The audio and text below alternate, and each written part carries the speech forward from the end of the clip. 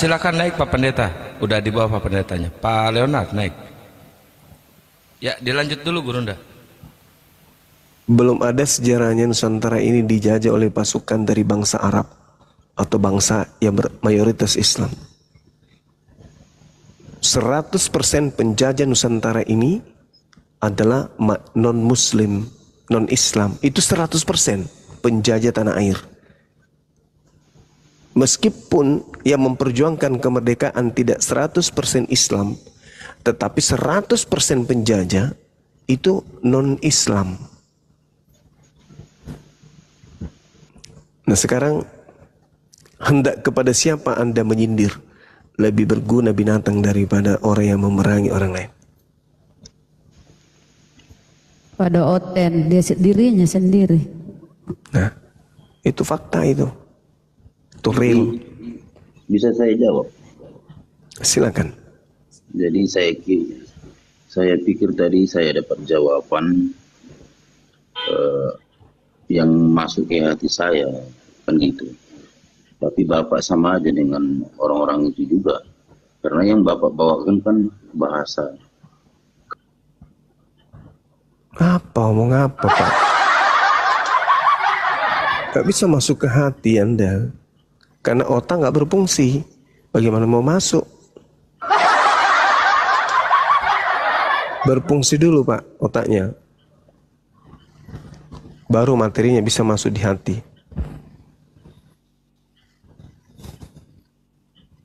Dia sampai nyinggung binatang. Dibilang dia binatang ya mau.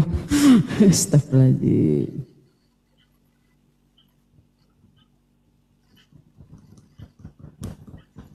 Ya, Epiranda Huta Galung. Selamat malam. Pendetanya Huta mana Galung. Kang? Itu udah saya jambak tapi belum naik dia. Mungkin masih siap-siap. Udah saya jambak. Pak Leonard. Pak Situmeang, silakan. Ada berapa pendetanya? Ada berapa? Dua. Ya. Wah, ini jadi malam panjang ini kalau pendeta dua pun. Pak Bang Elpianda Huta Galung. Selamat malam. Elpianda Huta Galung.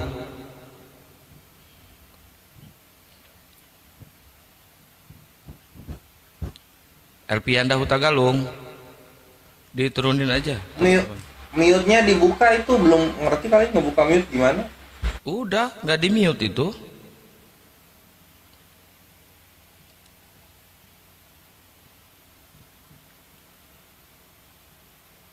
Pak Pendeta udah saya jambak itu Pak. Silakan. Izin dulu bentar setengah menit. Terima kasih ya kepada pendeta yang sudah mualaf. Semoga sunatnya hitannya cepat sembuh ya. Ya terima kasih. Sehat selalu, semangat. Lanjut. Masya Allah, Allahu Akbar. Wih, keren. Selamat malam. Kenapa menantang semua pendeta Kristen di Indonesia? Kenapa waktu Paus datang di Indonesia tidak kau tantang debat? Agama Islam benar, yang lainnya tidak benar. Biar dulu dia ngaco dulu biar. Berani kau semua tantang Paus? Kenapa tidak menantang semua pendeta Kristen di dunia? Yang saya heran, kau datang ke PBB, ke kantor PBB, tantang semua pendeta Kristen di dunia. Yang saya heran itu pendeta-pendeta di Indonesia kok pada diam. Itu yang saya heran. Tantang. Sudah Bang, sudah. Saya sudah lakukan itu kan. Terkait dengan konsep, saya menantang bukan untuk mau bertengkar, berkelahi, enggak. Menantang itu artinya mari kita berdiskusi, berbicara mengenai keselamatan. Karena kan Kristen diajarkan kepada orang-orang yang sudah punya agama. Kan gitu. Adanya misionaris, adanya kemudian aksi-aksi pemurtadan, pendangkalan akidah, kan gitu. Melalui agama. Enggak ada orang enggak ada terpecah. Tangkap semua pemecah belah. Kristen tetap Kristen, Islam juga Islam. Apa yang saya pecah? Pemecah belah melalui agama. Maksudnya Anda ingin mengatakan bahwa selama ini di Indonesia itu hanya ada satu agama gitu? Anda ingin mengatakan di Indonesia ini hanya ada satu agama, karena adanya Bang Suma, agama satu ini terpecah-pecah gitu maksudnya? Kau menghina agama lain. Kasih bukti dong. Islam itu agama benar. Kau Iya, tantang itu semua fakta. pendeta Iya untuk sudah, debat. ayo, mari silakan. Itu bukan menghina itu. Pendeta Kristen di Indonesia Ya, kenapa tidak Itu bukan menghina, itu pergi ke undangan. kantor PBB? Kenapa ke PBB? PBB itu bukan Indonesia. Itu undangan, Izin Bang. pemerintah. Itu undangan kepada saudara-saudara misionaris, kepada pendeta, mari kita duduk bersama berdiskusi tentang agama, kan gitu. Jangan kalian mendirikan lembaga Bible yang hanya menista Islam. Jangan mendirikan STT yang menista Islam. Mari kita duduk bersama. Saya undang, saya tantang kalian, berani nggak kita duduk bersama membahas keselamatan menurut agama ini, Islam dan Kristen, kan gitu, Bang. Selamat malam. Bukan mengajak bertengkar, mengajak berdiskusi gitu loh. Ya, Agama Bang benar. Kripto, mending di tong sampah aja duduknya Bang Kripto. Ya nggak pantas kau naik ke sini. Ini room debat bukan room curhat. Justru dia yang jadi provokator, gimana dong? Selamat malam. Ya malam. Iya, silakan. Oke. Teman-teman muslim izin bertanya. Iya, silakan, Bang. Iya, saya kemarin ini mencoba mendownload sebuah aplikasi ya. Yang dimana aplikasi tersebut isinya hadis-hadis gitu. Penasaran aja saya. Pertanyaan saya gini. Yang pertama, apakah hadis yang secara umum, jadi saya lagi nggak bicara hadis yang sahih, hadis yang doib, hadis yang, saya ingin bertanya, kata hadis ini tuh sudah menjadi apa sih di muslim gitu. Misalnya Quran kan sebagai kitab sucinya muslim. Kalau hadis, kita jangan bicara dulu mana yang doib yang itu ya. Aku pengen pengukuhan dulu dari muslim. Hadis itu apanya muslim. Lalu yang kedua, saya cek di Google tuh hadis tuh ada ribuan hadis. Itu tuh maksudnya gimana sih, dibuat oleh siapa? Sampai ribuan gitu, banyak banget. Dan aku baca Tirmizi, ada beberapa hal yang misal gini ya Bang ya. Misalnya kalau mengakui Allah itu adalah Tuhan ketika mau meninggal gitu, itu masuk surga. Lalu ada lagi kalau misalnya haji, keutamaan haji adalah dosanya terhapus. Lalu kan saya udah lihat nih, oh berarti mengaku aja di ujung tuh ada tuh. Lalu atau enggak haji atau jihad itu bisa menggugurkan dosa dan lain-lain. Namun ada beberapa hal lagi yang misalnya masuk ke surga tuh beda lagi caranya, misal gitu loh. Terus ada lagi yang kamu akan gimana gitu asalkan kamu menyenangkan tetanggamu atau apa. Aku melihat itu, aku belum buka ribuan ya, aku baru buka sekitar 3 atau 4 lah. Aku di aplikasi teratasnya tuh ada 8 hadis.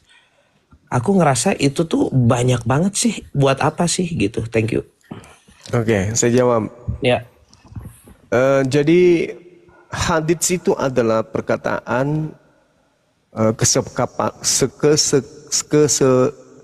persetujuan Rasulullah dan juga adalah perbuatan Rasulullah yang kemudian dijadikan sebagai sumber hukum Islam. Jadi saya ulang, hadis itu adalah persetujuan atau kesepakatan Rasulullah dan juga adalah perbuatan Rasulullah dan juga instruksi atau perkataan atau perintah. Jadi itu yang disebut hadis. Nah, kalau Anda melihat dari apa yang saya terangkan hadis ini, maka itu seimbang setara dengan Bible. Bible adalah perjanjian baru, khususnya itu adalah perkataan, perbuatan, dan juga kesepakatan Yesus. Itu hadis tuh. Nah, pembedanya hadis dengan Bible adalah hadis yang disebut sahih atau valid itu adalah yang sampai kepada Rasulullah. Ada yang disebut sanad. Ucapan itu betul-betul dari Rasulullah, disaksikan oleh para sahabat, disampaikan kepada sahabat yang lain, yang lainnya pun mendengarkan. Itu bersanad namanya, punya mata rantai, disebut hadis sahih. Sedangkan Bible tidak ada satupun yang sahih. Lukas, Markus, Matius, Yohanes, Roma, Galatia, Filipi itu semua tidak sampai kepada Yesus. Jadi kalau dalam ilmu hadits, perjanjian baru itu jatuhnya di hadits maudhu. Apa itu? Hadis palsu. Kenapa hadits palsu? Bisa jadi isinya itu benar, tetapi terkait dengan mata rantainya itu tidak sampai kepada Yesus. Nah itu, Lukas menulis tidak sesamaan Yesus, begitu juga Yohanes menulis tidak sesamaan Yesus, dan bukan mulut Yesus langsung yang berbicara kepada penulisnya. Apalagi Paulus. Nah, sedangkan hadits ini adalah uraian daripada isi Al-Quran. Jadi apa yang menjadi perkataan Rasulullah, qauliyah atau perbuatan fi'liyah atau ahwaliyah, segala keadaan Rasulullah itu diuraikan oleh para sahabatnya. Kemudian Rasulullah pernah mengatakan begini, Rasulullah pernah mengucapkan seperti ini, Rasulullah pernah kemudian memutuskan perkara ini, seperti ini kesimpulannya. Nah, kalau itu betul-betul sampai kepada Rasulullah dan benar adalah ucapan beliau, maka itu disebut hadis sahih. Kalau di antara mata rantai penyampai berita itu ada yang terputus, dhaif atau hadis lemah. Kenapa terputus pemberitaannya? Ada zaman di mana orang ini tidak bertemu dengan orang yang di atasnya. Ada masa kemudian orang ini tidak bisa dipercaya perkataannya karena dia selalu memberitakan sesuatu yang tidak sesuai. Maka di situ disebut dhaif, lemah. Karena salah satu dari pembawa kabar itu adalah sudah tua atau lalai atau pikun atau sulit untuk menghafal dan seterusnya. Maka riwayat daripada oknum pembawa berita itu akan diceritakan kemudian bahwa si fulan di antara mata rantai penyampai berita ini ada yang suka berdusta, ada yang gemar kemudian memberitakan berita hoax, maka itu adalah hadis dhaif. Atau ada yang tidak sampai kepada Rasulullah, maka itu maudhu, palsu.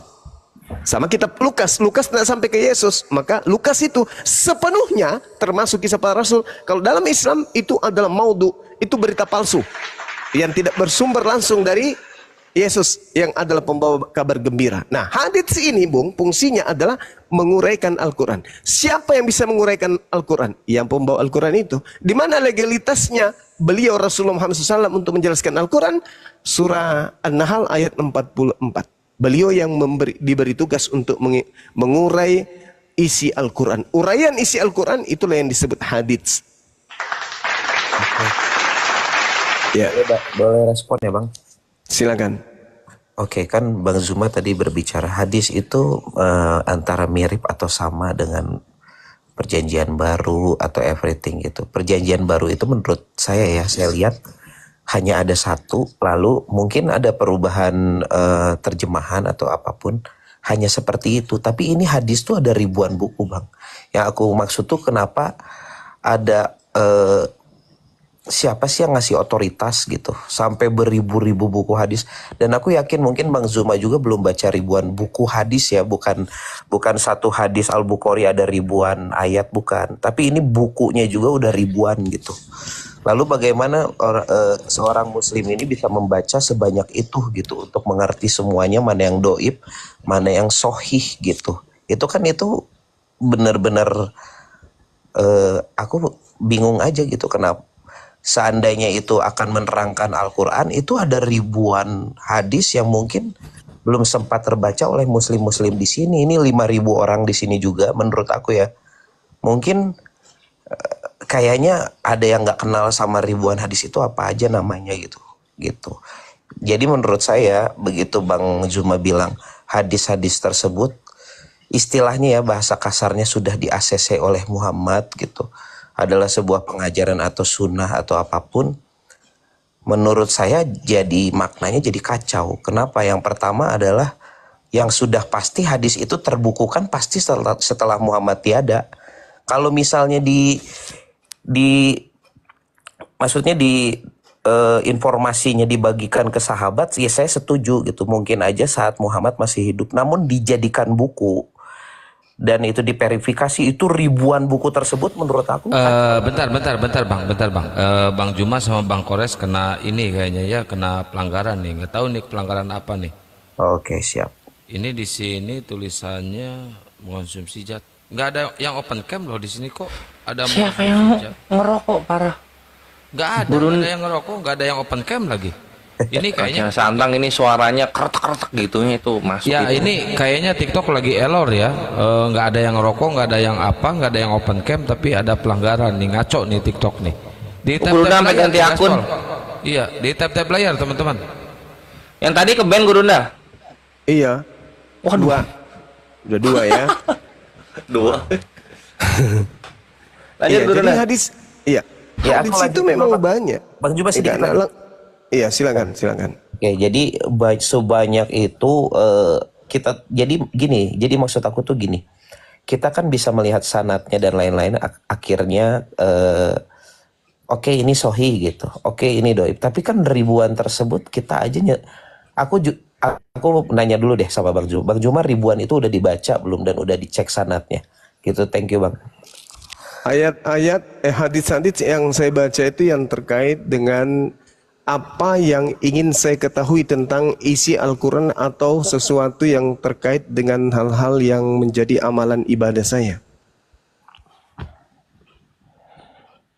Misalnya perintah untuk sholat seperti apa sholat itu, maka saya akan membaca hadisnya. Jadi Islam itu cakupannya memang sangat luas. Makanya pernah saya dengarkan orang Kristen, apa sih Quran itu? Quran itu kan kecil, sedangkan Bible kami adalah luas, cakupannya panjang dan seterusnya.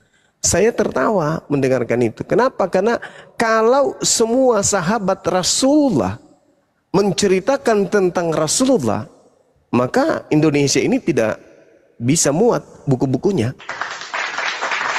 Sama seperti Lukas, Markus cuma 4 orang yang menulis kan. Orang-orang yang bukan murid Yesus langsung. Nah kalau seluruh sahabat Rasulullah menulis, wow, Islam itu memang penuh dengan nuansa keilmuan. Maka saya katakan bahwasanya terkait dengan amalan Islam, sholat di Indonesia, Islam berapa persen? 87%. Sholat mereka itu sama, maghrib 3 rakaat. Arahnya semua sama, menyembah kepada hakikat yang sama, bacaannya sama, ya tata caranya sama. Itulah kesempurnaan. Anda mengatakan banyak Anda bingung, kami nggak bingung. Apa yang kami bingungkan? Ibadah kami tertata dengan rapi, waktunya tersusun dengan canggih, ya. Semuanya lengkap di Islam itu. Tidak ada yang membuat kami bingung di Islam. Justru kami merasa bangga karena nuansa keilmuan itu bisa kami pelajari dari aspek manapun dalam ilmu Islam itu. Semuanya lengkap. Dan sebanyak itu, tak ada satupun umat Islam berselisih paham tentang satu keadaan keislaman. Semuanya satu padu. Sedangkan agama Anda, mohon maaf, tentang Yesus aja bertentangan antara satu sama yang lain. Untuk menentukan konsep Tuhan dan hari lahirnya Yesus bertentangan satu sama lain. Nah, lalu kemudian terkait dengan hadis. Hadis itu saudara, itu perkataan Rasulullah yang memang Rasulullah kemudian memerintahkan jangan kau tuliskan selain daripada apa yang kuterima dari Allah. Kenapa hadis itu dibukukan, dituliskan belakangan? Karena Rasulullah tidak menginginkan adanya campur baur antara firman Allah dengan sabda beliau. Kalau nanti Al-Quran dihafalkan, dituliskan bersamaan dengan hadits, bersamaan dengan penghafalan dan penulisan hadits, maka sahabat akan bingung memisahkan mana Al-Quran, mana hadits. Karena sama-sama terlontar dari lisan Rasulullah. Hadis keluar dari mulut Rasulullah, Al-Quran keluar dari mulut Rasulullah. Mana Al-Quran, mana hadis? Hari itu mungkin para sahabat masih ingat. Tapi ketika Rasulullah tak ada, mereka tidak bisa membedakan mana Quran, mana hadis. Karena itulah kemudian Rasulullah melarang menulis apa yang menjadi pijakan yang disebut hadis. Tetapi Rasulullah mengajarkan agar menuliskan atau menghafalkan bacaan Al-Quran saja. Berikutnya kemudian Rasulullah mengajarkan. Nah, para sahabat kemudian menjelaskan bahwa Rasulullah bersabda. Qala Rasulullah sallallahu alaihi wasallam. Rasulullah bersabda tentang hal ini. Beliau berkata bla bla bla dan seterusnya. Nah, kalau betul perkataan itu bersumber dari Rasulullah, maka disebut hadis sahih. Seperti itu bang. Kalau tidak sampai kepada Rasulullah, maka disebut sebagai hadits maudhu. Jadi hadis itu banyak. Ada hasan, ada doif, ada sahih dan seterusnya. Oke. Seperti itu. Oke Bang Zuma, jadi gini. Ketika Bang Zuma bilang kalau misalnya hadis itu dan Quran itu bisa membedakan mana yang suara Allah, mana yang suara Muhammad gitu ya. Berarti coba pertanyaan saya seperti ini, ketika di dalam Quran itu diajarkan untuk sholat, lalu di dalam hadis Tirmizi itu banyak banget tentang bagaimana sholat. Memang kebagaimanaan sholat itu suara Muhammad dan bukan suara Allah. Itu kan pasti suara Allah yang disampaikan dong ke Muhammad. Atau itu ya hal yang dibuat oleh Muhammad. Itu kan jadi pertanyaan. Kalau Bang Zuma pingin membedakan seperti itu, gunanya hadis dan gunanya Quran untuk membedakan suara mana gitu. Lalu Bang Zuma belum menjawab pertanyaan saya, apakah Bang Zuma sebagai orang yang bisa dibilang gurunda di sini, apakah sudah membaca, ini saya nggak bilang puluhan Bang, ini ribuan hadis itu. Karena kenapa? Ketika Bang Zuma bilang tidak ada yang berselisih, ada kok. Misalnya ada yang bilang kalau misalnya minum kopi tuh Bang, ini kan ya, ini hal lucu-lucuan aja. Ini mungkin buat teman-teman kan nggak diterima. Tapi kan ada yang menerima, itu satu. Lalu ada yang tentang yang ini Bang, yang memberi makan suami itu ibadahnya seperti pergi ke Mekah gitu. Itu juga kan ada yang suka. Aku nggak tahu juga ya, aku bilang suka atau gimana gitu. Dan ini ada ribuan. Lalu tentang memerangi kafir itu jelas banget di hadis tuh ada, berulang-ulang aku baca di hadis yang paling terkenal ya, antara Muslim atau Bukhari itu tuh, perangilah kafir sampai dia berkata Allah itu Tuhan, itu tuh jelas banget. Tapi banyak Muslim yang enggak boleh. Nah ini kan udah banyak hal yang menjadi persinggungan gitu. Sedangkan Bang Zuma tadi bilang tidak ada kok Muslim. Ada Bang. Apalagi kalau Abang nanti baca semua ribuan itu makanya ada kata doib dan soih itu kenapa? Karena bersinggungan gitu loh. Jadi maksud aku pokok utamanya nama hadis itu, dia doib atau soih itu tuh, hadis tuh apa sih gitu. Kalau dibilang hadis itu adalah sunnahnya Quran, tapi kenapa harus ada yang doib? Sunnahnya Nabi. Thank you. Iya. Jadi inilah gunanya ketika kemudian orang belajar Islam itu dari dasar ya, bukan lantas menjadikan orang itu melihat dari kacamata luar saja, kemudian memberikan penilaian terhadap hal itu. Saya belajar kitab Safinatun Najah, Riyadhus Shalihin, Bulughul Maram, Akhlaqul Karimah. Banyak kitab-kitab yang saya baca. Artinya saya sudah membaca ribuan hadits. Kan gitu. Kemudian ada juga orang yang membaca hadits selain daripada hadis yang saya baca. Tapi Islam kami tidak berbeda. Islam kami satu. Masjid kami tidak berbeda. Masjid kami satu. Jadi di Islam itu yang tahu Islam kan orang yang ada di dalamnya gitu ya. Lalu kemudian ketika Anda mengatakan bahwasanya ada hadis yang memerintahkan membunuh orang yang kafir, ya lihat hadisnya, periksa asbabul wurudnya itu apa. Apa asbabul wurud hadis tersebut? Apa sebab musabab hadis itu kemudian diucapkan oleh Rasulullah? Pasti tidak akan mungkin bertentangan dengan Al-Quran. Al-Quran kemudian mengatakan dalam surah Al-Maidah ayat 31, 32. Barang siapa yang membunuh satu manusia, maka dia sama halnya membunuh seluruh umat manusia. Itu Al-Quran. Lalu bagaimana dengan perintah membunuh di hadis? Yaitu masa peperangan. Coba periksa asbabul wurudnya. Masa perang itu masa perang. Itu saya dapat pastikan tuh. Nah, tapi kalau Anda melihat dari kacamata di luar daripada Islam, wah ini gimana nih hadisnya kok perintahkan membunuh? Siapa bilang? Al-Quran melarang itu, nggak boleh. Tidak boleh membunuh seseorang tanpa alasan yang dibenarkan. Tidak boleh. Itu di Islam. Al-Quran surah Al-Maidah ayat 32. Bahkan kemudian Al-Quran mengajarkan untuk melindungi orang-orang kafir, orang-orang musyrik yang minta perlindungan. Al-Quran surah At-Taubah ayat 6, perintah Allah maka lindungilah dan sampaikanlah dia pada tempat yang aman. Kita diperangi, kita membalas memerangi. Ketika orang itu kemudian tidak berdaya lagi, karena mereka tidak mampu melawan kita dan dia minta perlindungan, apa kata Allah? Lindungi, antarkan dia sampai ke tempat yang aman. Itu di Islam. Kalau di Kristen, maaf nih, kalau Anda menggunakan Bible, jangankan untuk masalah perang, untuk menjadi pengikut Yesus aja harus membenci kedua orang tua, istri, anak, dan seterusnya. Itu kaidahnya kalau kita ingin mentafsirkan secara bebas. Nah, sedangkan kalau berbicara mengenai hadits, sekali lagi saya katakan, hadits itu adalah uraian Rasulullah, perbuatan Rasulullah, perkataan Rasulullah, kesepakatan Rasulullah, keputusan Rasulullah yang terkait dengan isi ayat Al-Quran. Jelas kan? Nah, sedangkan kalau Bible itu apa? Bible itu apa? Isinya itu apa? Dia posisinya sebagai apa ini Bible? Perjanjian baru khususnya. Ini apa ini? Dia ceritakan tentang Yesus, tapi Yesus sendiri tidak mengenal kemudian cerita itu. Tidak mengenal penulisnya. Berarti dia kedudukannya adalah hadits. Nah, lalu kemudian penulis-penulis ini berkata, Yesus berkata, di mana dia tahu?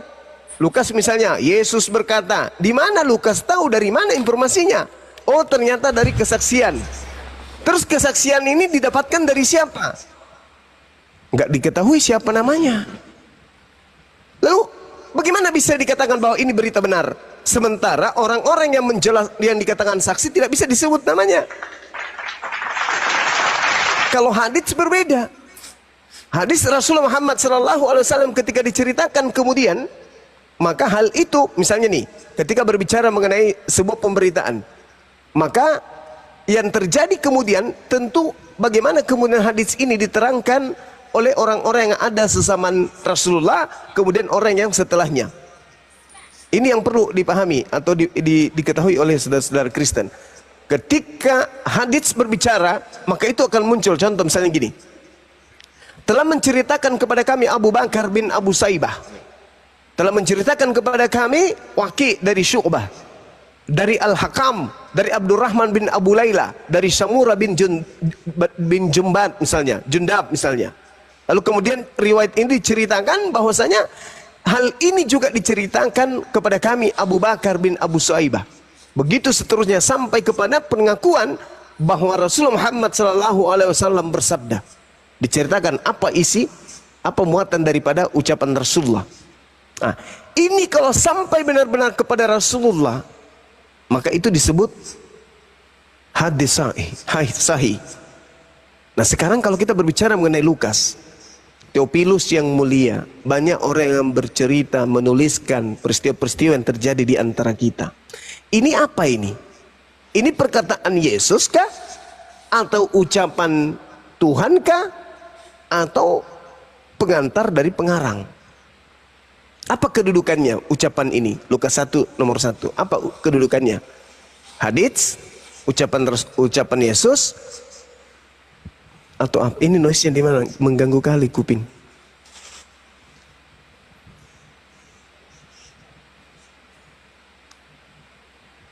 Aduh.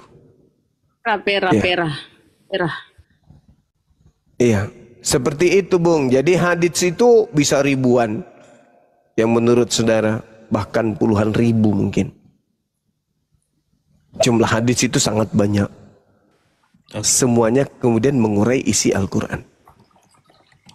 Gini Bang Zuma kan tadi bilang ya hadis itu akan menjadi sebuah hal yang bisa menerangkan yang di dalam Quran itu dan mungkin tidak akan bertolak belakang gitu. Namun kita bisa menemukan sesuatu ajaran-ajaran hal tertentu yang sebenarnya nggak ada di Quran kan. Ya contohnya gitu, yang ya ini sangat mainstream lah tentang keutamaan Hajar Aswad itu gitu. Kan itu memang hanya karena Muhammad melakukannya dan itu tidak ada di Quran gitu. Dan itu berarti tidak relevan dengan perkataan Bang Zuma begitu mengatakan kalau hal itu adalah menerangan apapun yang ada di Quran. Nggak ada di Qurannya, itu satu. Terus yang kedua juga misalnya mengenai reward masuk surga untuk yang jihad. Perasaan aku sih nggak ada seperti di hadis gitu. Ya terserah, ada yang percaya sama itu, yang soal 72 itu ada yang percaya, ada yang enggak, itu bebas. Namun yang saya utamakan adalah hal itu tidak ada di Quran. Jadi ketika Bang Zuma bilang itu untuk mendukung, atau saya jadi bingung, ini tuh sebenarnya kita harus percaya sama Quran, percaya sama hadis, lalu tapi di hadis pun ada yang doib, lalu ketika abang dengan bangganya kalau itu tuh sanadnya sudah pasti nyambung, menurut saya sebuah komunikasi nggak usah sampai bertahun-tahun bang, nggak usah panjang lebar. Jadi maksud aku obrolan saya aja ya nanti diterusin sama pendengar ini ke temannya juga bisa berubah gitu. Jadi ya boleh lah ya, anggap aja yang sanadnya oke menjadi sohi, boleh lah. Cuman kalau saya berpikir soal pola komunikasi itu menurun ya antara ya 50-50 lah, jadi gitu, nggak usah nggak terlalu yakin gitu kalau sanad itu sangat menjadi patokan gitu bang. Iya, jadi gini, sekali lagi saya katakan Anda terlalu ejakulasi dini gitu ya menilai Islam, dalam hal ini hadits dan Al-Quran. Saya yakin Anda membaca Al-Quran aja nggak bisa. Jadi kalau Anda memberikan penilaian seperti itu sama seperti anak TK yang membaca dan melihat sampul buku bahasa Inggris atau buku kedokteran, baru lihat sampulnya, lalu Anda buka praktek. Anda ditertawakan sama anak usia 3 tahun di Islam.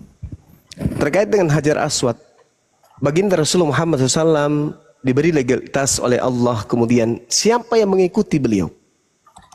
Qul in kuntum tuhibbunallaha fattabi'uni yuhibbukumullah wa yaghfir lakum dzunubakum wallahu ghafurur rahim. Ini legalitasnya. Dan Anda nggak tahu itu karena Anda buta Quran. Kemudian terkait dengan apa yang Rasulullah ucapkan, yang Anda katakan tak ada dalam Al-Quran.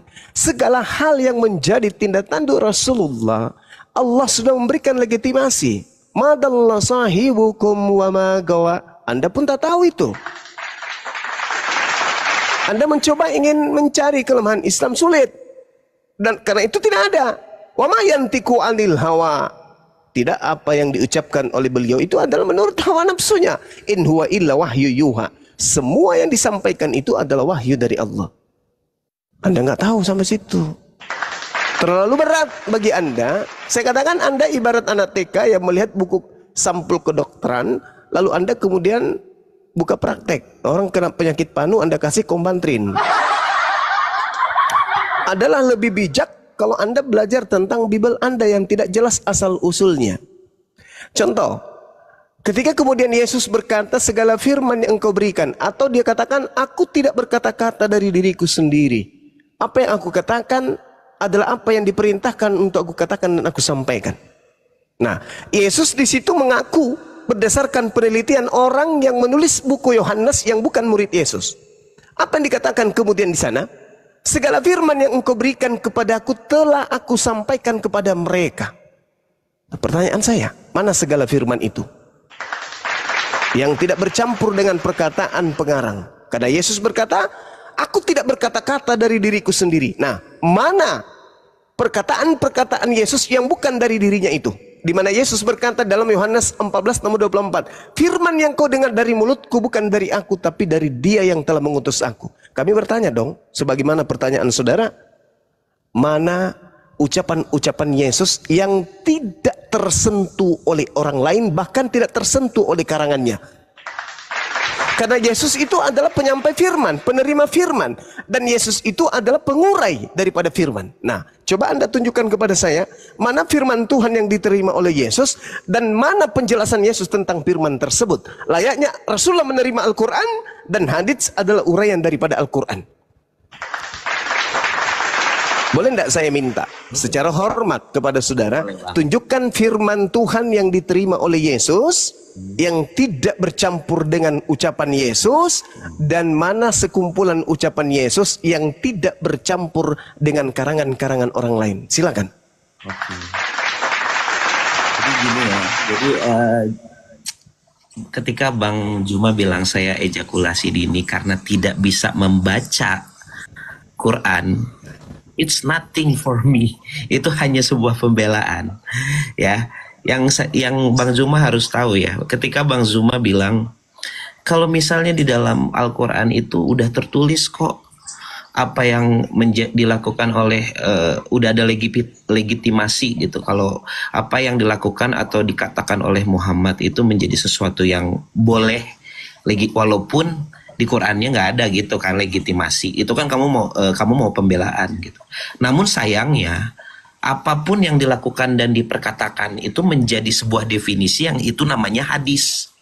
Sedangkan hadis itu ada yang doif, ada yang sohih, itu aja udah kacau.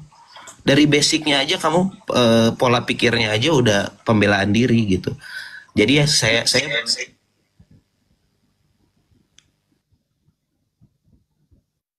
Cek. Kemute dia tuh, kemute. Bang Andi, jangan di mute, Bang Andi biarin aja dulu. Lagi ngomong di mute nih. Iya, silakan. Coba saudara, boleh enggak Anda sedikit membaca Quran? Enggak. Saya kan tidak bilang saya bisa baca Al-Quran. Lalu Anda mendapatkan kesimpulan terkait gini Bang Zuma. Sorry bentar ya Bang Zuma ya. Saya minta Anda baca Quran dong sebagai dasar pijakan seseorang itu mengetahui isi Quran itu kan hadits yang Anda katakan, tapi orang itu harus mengurai daripada ayat suci Al-Quran berdasarkan hadis yang Anda temukan. Coba saya ingin dengarkan Anda membaca Quran. Kamu jangan jadi laris nyuruh. Udah Yosep, nggak usah framing kau Yosep. Udah silakan aja. Teman-teman Muslim ini bergetar nih sampai hostnya. Kok bergetar sih? Oh enggak. Ini kenapa Bang sama Zuma? Sekali enggak. Bang Zuma ini hostnya kenapa? Bergetar. Enggak, maksudnya gini loh saudara. Kenapa Anda kan saya sudah menjelaskan. Loh, Al-Quran itu adalah bacaan, Bung. Ketika kita ingin mengetahui dan mengoreksi isinya, kita harus bisa baca. Masih giliran saya loh. Ya, saya minta Anda membaca, bisa nggak? Apakah Anda bisa membaca Quran atau tidak? Kutanya dulu, saudara. Apakah Anda bisa baca Quran atau tidak?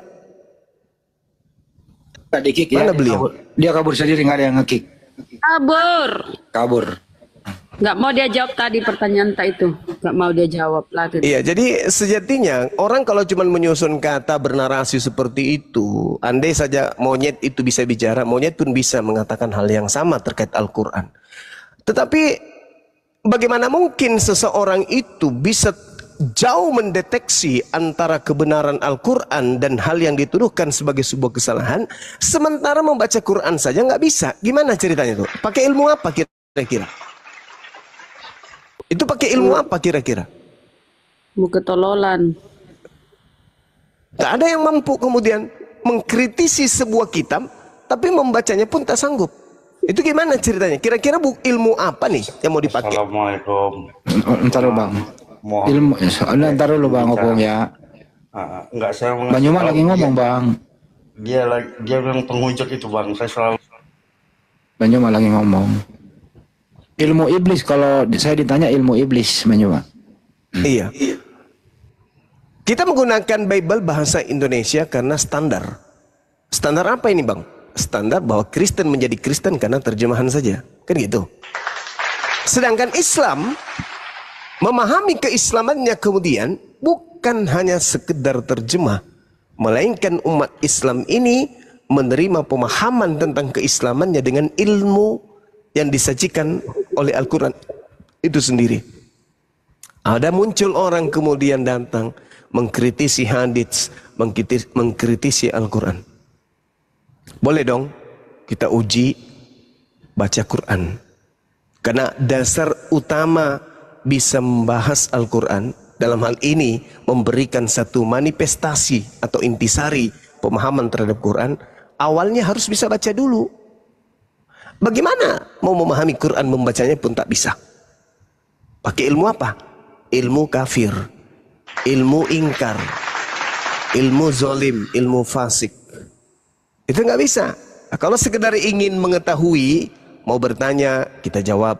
Tapi kalau sudah memberikan satu kesimpulan, kita uji kapasitas orang ini apa. Kan gitu. Kapasitas orang ini apa. Nah, pertanyaan saya tadi jelas. Yesus menerima firman, Yesus juga bersabda. Mana firman Tuhan, mana sabda dia? Kalau Al-Quran kan jelas. Firman Tuhan adalah Al-Quran, sabda Rasulullah adalah hadits. Nah, Yesus mengalami dua hal ini. Yesus mengalami dua hal ini. Kenapa? Yohanes 1 nomor 18.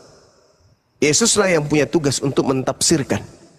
Exegomai. Dia yang mentafsirkan tentang ketuhanan. Berarti ada firman Tuhan, ada tafsiran Yesus. Mana firman Tuhan itu yang tidak kemudian bercampur dengan perkataan Yesus, apalagi perkataan pengarang. Dan mana tafsir Yesus terhadap firman Tuhan. Dua-duanya kita cari. Ada? Nggak ada.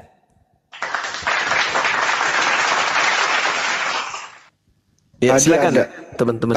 Tadi ada pertanyaan Bang Nyoma, mestinya dia jawab dulu sebelum lanjut. Pertanyaan ini membuat dia kabur. Apa itu pertanyaan? Disiplin ilmu apa Kristen ini pakai mengkritisi hadis sekaligus menyimpulkannya? Mestinya dia jawab dulu itu baru lanjut. Tapi ternyata dia nggak menjawab, Bang Nyoma. Kita ingin tahu kan disiplin ilmu apa dia pakai. Betul nggak tuh, Bang Nyoma? Iya, betul.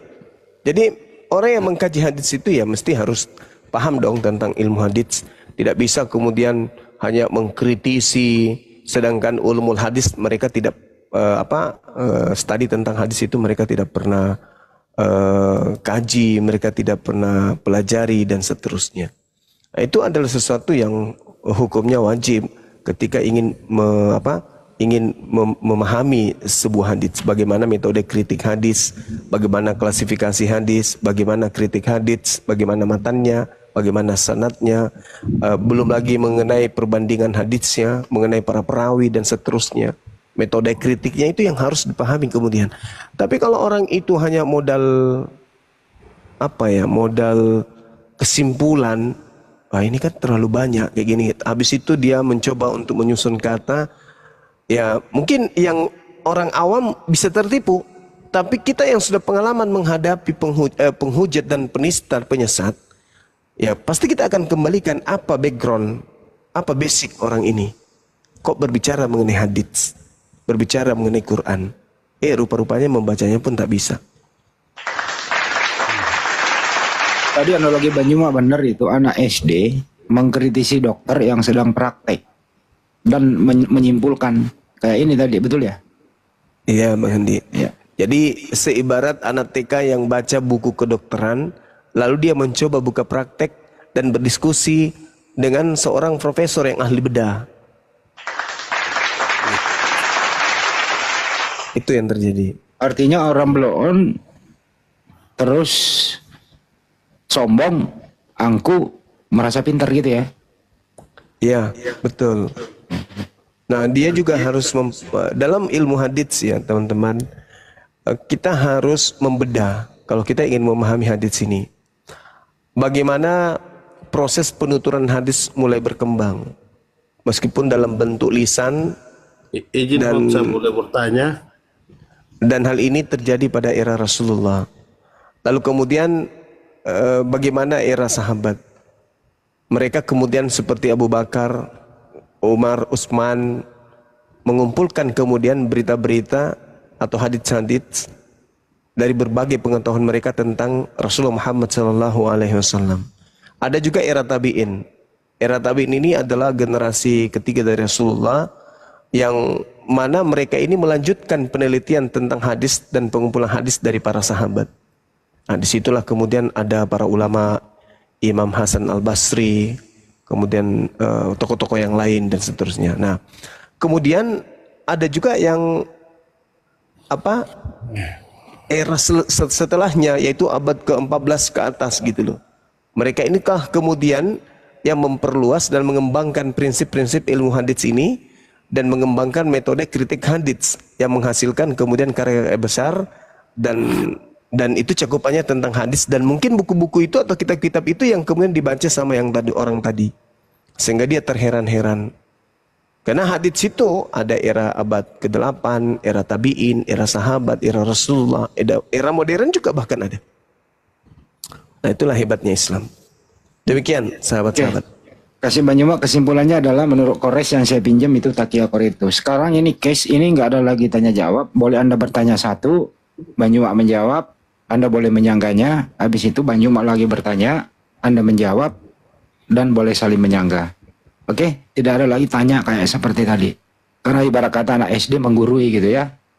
Bisa kesepakatan dulu Pak Kies, boleh? Oke, terima kasih. Oke, silakan.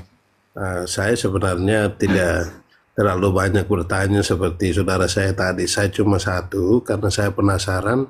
Saya sudah banyak bertanya ke beberapa ini, tapi saya belum puas dengan jawaban ini. Saya pasti, ya saya juga ikuti Pak Suma ini luar biasa. Barangkali saya bisa dapat jawaban yang pas ini. Ya, ini saya hanya bertanya. Silakan. Ada dua hal. Pertama, ini nanti bisa tolong luruskan saya karena saya sifatnya bertanya. Saya karena tidak tahu. Ya, walaupun saya Kristen. Ya, pertama, Ustadz Moko Ginta yang sudah meninggal, kemudian ada Ustadz Edi Kori, dan ada sekitar 20-an lah selain Pak Suma. Saya tidak tahu kalau Suma mungkin ada atau tidak dalam pernyataan itu. Itu pertanyaan pertama, itu saya ingin untuk tolong meluruskan karena agak saya lagi bingung. Ustadz ini pernyataannya menyampaikan bahwa Nabi Muhammad itu wujud seharusnya wujud nyatanya adalah bukan Allah SWT itu wujudnya adalah Nabi Muhammad, dan Nabi Muhammad itu adalah Allah SWT. Jadi menurut dalam pikiran saya, berarti tidak ada Allah lagi karena Muhammad itu yang diputar-putar di situ. Kenapa Ustadz sekelas Ustadz itu dia bisa menyampaikan hal begitu? Oke. Ini cukup ya Bang, cukup Bang, dijawab ya. Sabar dulu, sabar. Ini teman-teman Islam lain kalau dengar begitu itu mestinya Anda bawa datanya itu, ada nggak Bang? Bukan data, ada rekaman, silakan buka di semua di. Oh, Anda suruh nyari lagi. Iya. Mestinya Anda persiapkan dulu Bang. Yang berikut mungkin dua ini biar Pak Suma jawab satu kali, ini kan orangnya juga luar biasa ini. Saya ingin tanya, karena saya sudah berusaha cari data-data satu sumber dimanapun termasuk di Google, tanya orang. Ulang, ya udah ulang. Jangan diulang Bang. Ada satu lagi nggak apa-apa. Siapa penulis Al-Qurannya itu? Aduh, mungkin dua itu saja. Coba-coba saya minta jawabannya. Cukup ya? Ya, baik. Oke, saya jawab ya, teman-teman. Saya jawab dari yang pertanyaan yang kedua terkait dengan penulis daripada Al-Quran. Baginda Rasulullah Muhammad SAW kemudian menjelaskan ya dalam sebuah hadits, khuzu Quran min arba'ah. Jadi ambillah Al-Quran dari 4 sahabatku, Abdullah bin Mas'ud, Salim, Mu'az bin Jabal, dan Ubay bin Ka'af. Jadi Rasulullah mengajarkan Al-Quranul Karim dengan bentuk hafalan. Jadi para sahabat kemudian menghafalkan. Namun yang diperintahkan kemudian untuk menuliskan, dia memiliki sekretaris, dia memiliki penulis. Salah satunya adalah Said. Itu adalah anak angkat beliau. Dan dia juga yang diperintahkan oleh sahabat untuk menuliskan dan mengumpulkan Al-Quran. Seperti itu Bang. Jadi jelas dalam Al-Quran itu ada perintah dari Rasulullah, khuzu Al-Quran min arba'ah, min Abdullah bin Mas'ud, dan seterusnya. Jadi Rasulullah menyebut nama, termasuk Said bin Walid. Ya. Sabit bin Sabit. Ya. Jadi jelas ini Said bin Sabit itu diperintah kemudian oleh Rasulullah. Nah ini yang pertanyaan yang pertama. Kemudian yang kedua terkait dengan pernyataan yang Anda bawa, Rasulullah Muhammad SAW justru dikatakan bahwasanya kul subhana rabbi hal kuntu illa basyaran rasulan. Maha suci Tuhanku, bukankah aku ini hanya seorang manusia? Aku ini hanyalah seorang manusia. Jadi Rasulullah itu bukan Tuhan. Ya. Rasulullah itu bukan Allah. Rasulullah itu manusia biasa yang diciptakan oleh Allah sebagai khataman nabiyyin, sebagai penutup para nabi. Makanya di Al-Qur'an Rasulullah disebut sebagai manusia. Qul subhana rabbi hal kuntu illa basyaran rasulan. Aku ini hanyalah manusia yang menjadi rasul. Begitu juga yang diterangkan dalam Al-Quran surah Al-Kahfi ayat 110. Rasulullah Muhammad SAW hanyalah manusia. Al-Isra ayat 93, aku hanyalah manusia. Al-Furqan ayat 7, seorang rasul yang makan minum sama seperti manusia yang lain. Ya, seperti itu Bang. Jadi ungkapan bahwa Rasulullah itu adalah Allah itu sendiri, itu adalah ucapan yang sangat-sangat mungkar bagi kami. Rasulullah itu bukan Allah, Allah bukan Rasulullah. Gimana, ada lagi? Atau Bang Handi gimana Bang Handi? Ya boleh, kalau Bang Juma mau bertanya balik atau bisa menyangka kali dia punya keilmuan untuk menyangkanya. Silakan. Ya, silakan disangka Bang, jawaban Bang Juma. Pak Biknya Bang. Penjelasannya baik, tidak seperti yang Ustadz yang sebelumnya yang saya dengar banyak sekali pernyataan yang kontroversi di TikTok. Jadi penjelasan Suma ini beda lagi. Sedangkan ini makanya saya bilang ini menurut Suma Ustadz yang berikan pertentangan soal Muhammad adalah Allah SWT itu sendiri. Ustadz seperti ini labelnya apa menurut Suma? Sebentar Bunda Rahman, biarin aja dia. Biarin aja nggak apa-apa. Ntar dia kan zaman jelek. Nggak apa-apa, nanti Bang Juma yang meluruskan, nggak apa-apa. Yang lain diam dulu, biarin. Silakan. Ini ada orang luar biasa di sini Pak Suma, nanti jelaskan. Yang di belakang sabar dulu, mohon maaf ya, ini saya hanya bertanya karena ahlinya sudah ada di sini. Bang, kalau bertanya itu jangan berpendapat. Nanti diminta itu yang membuat. Bukan berpendapat saya, ini bukan pendapat orang Kristen, Pak, tapi ini saya ikuti. Maka saya tanya, ini jawabannya tadi sudah kata beda lagi, makanya saya bilang Ustadz yang sebelumnya pernyataan tidak sesuai. Bang, izin Pak, saya moderator, izin. Ustadz Moko Ginta itu almarhum, jangan dipitnah di sini, gitu loh ya. Beliau tidak pernah. Bentar dulu. Anda diam dulu. Bang Juma tolong luruskan, ini nggak bagus didengar. Almarhum itu adalah guru kita. Dia berduluan berapologet, dia fitnah nih bahwa Nabi itu sama dengan Allah Subhanahu Wa Taala. Ini dipitnah ini Bang Juma, harus diluruskan. Silakan Bang Juma. Itu ilmunya Edis, bukan ilmunya Ustadz Iksan Mokoginta. Beliau tidak pernah menyatakan itu. Anda mengabarkan kebohongan. Dan tak ada Ustadz yang pernah mengatakan bahwa Nabi Muhammad itu adalah Allah itu sendiri. Tak ada. Saya bisa taruhan. Mana Ustadznya? Tunjukkan ke saya. Nggak ada itu Bang. Kenapa nggak ada? Al-Quran sudah menerangkan. Rasulullah diperintah oleh Allah. Kul innama ana basyarum mithlukum yuha ilayya annama ilahukum ilahu wahida. Sesungguhnya aku ini hanya seorang manusia seperti kalian yang telah menerima wahyu dari Allah bahwa sesungguhnya Allah adalah Tuhan yang Maha Esa. Jadi nggak ada, itu ilmu dari Edis itu Bang. Itu bukan Ustadz yang mengajarkan itu. Sefakir-fakirnya Bang Suma, seawam-awamnya Bang Suma tentang Al-Quran. Bang Suma tahu bahwa di dalam Al-Quran pernyataan Allah tentang Rasulullah adalah hamba, Rasulullah adalah Nabi, adalah Rasul, adalah manusia, itu valid. Banyak dalam Al-Quran. Innama ana basyarun mithlukum. Aku ini manusia, sama seperti kalian. Tuh, kata Rasulullah. Jadi, Ustadz mana yang mengatakan Nabi Muhammad itu adalah sama seperti Allah? Adalah Allah itu sendiri. Itu bohong Bang itu. Silakan. Aku bisa kasih pembanding Gurunda. Iya. Ini dikit ya sebelum ke kawan-kawan Kristen. Nah kalau misalnya kita komparasi, Kores itu berani berkata ada orang-orang Kristen, orang Kristen lah ya, yang mengatakan bahwa sebelum Yesus disalibkan, Yesus diperkosa terlebih dahulu oleh tentara Roma. Itu ada.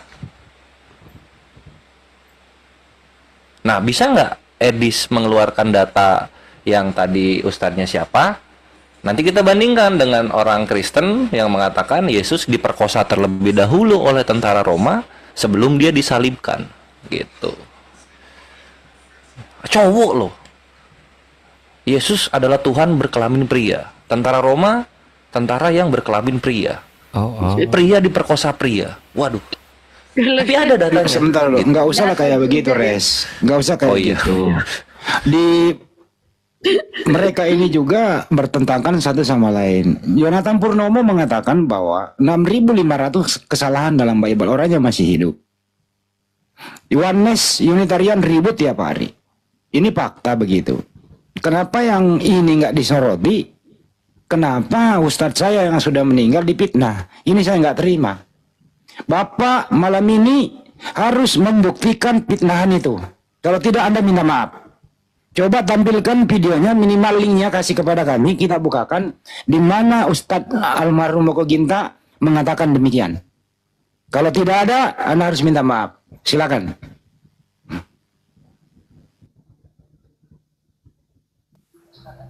Dibuka mic-nya, Pak. Mau datang besok. Ya, ya. Kemudian saya minta maaf. Nggak usah kemudian, Pak. Saya nggak persilakan. Nggak usah kemudian. Tunjukkan linknya. Kalau Anda nggak punya ongkos untuk buka internet, tunjukkan linknya, datanya di mana. Almarhum Ustadz Moko Ginta mengatakan demikian. Kalau tidak ada, Anda minta maaf. Pak Andi, saya mohon maaf, saya permisi, saya belum selesai bicara. Sekarang saya nggak persilakan Anda bicara. Anda tunjukkan linknya. Kita bantu buka di mana fitnahan Anda itu. Silakan. Ini coba ketik di TikTok karena HP saya cuma satu. Coba ketik di TikTok. Di mana? Ketik di mana? Ketik di TikTok, baru coba lihat TikTok lagi di YouTube. Kah itu ada dia di YouTube. Coba kita bantu ketik di TikTok ya, coba ya. Silakan. Silakan deh Afi. Yang mana? Tampilkan dulu apa yang boleh kita ketik. Ya, nanti tulis. Ntar dulu Pak. Apa yang mulai diketik? Ya ini yang makanya saya bilang, saya sampaikan. Coba nggak usah dengarkan dulu, saya yang pandu. Apa yang mulai diketik di sini? Ya itu tulisannya gini. Coba tulis. Apa? Pernyataan Ustadz Edi Kori tentang Allah SWT adalah Muhammad. Tulisnya. Tadi katanya tadi Ustadz Moko Ginta dulu. Nanti semuanya akan keluar. Satu itu dulu. Nanti semua keluar ke bawah.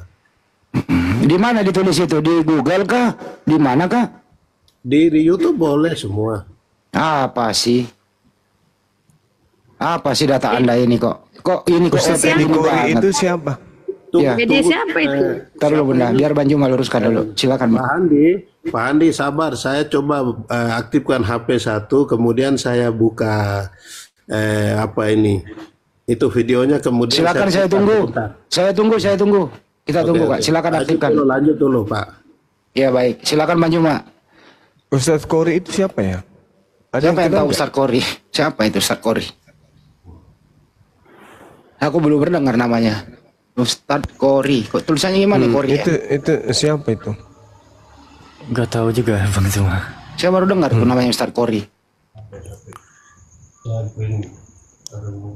Kalau Ustadz Moko Ginta itu saya yakin itu nggak pernah terlontar dari lisannya. Baginda Rasulullah Muhammad SAW hanya diceritakan dalam Al-Quran sebagai cahaya dari Allah.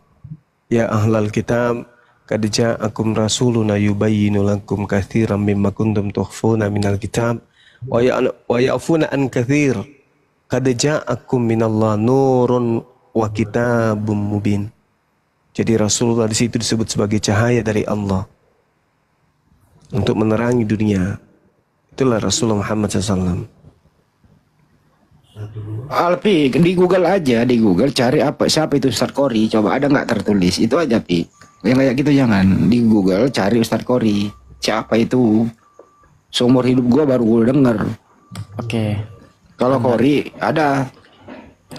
Iya Bang Alpi jangan apa namanya nampilin yang macam-macam, soalnya ini lagi live di YouTube. Di Google pencarian aja, di Google pencarian. Jangan ini nih muncul video-video dari YouTube nih. YouTube online, Masjid Istiqlal TV.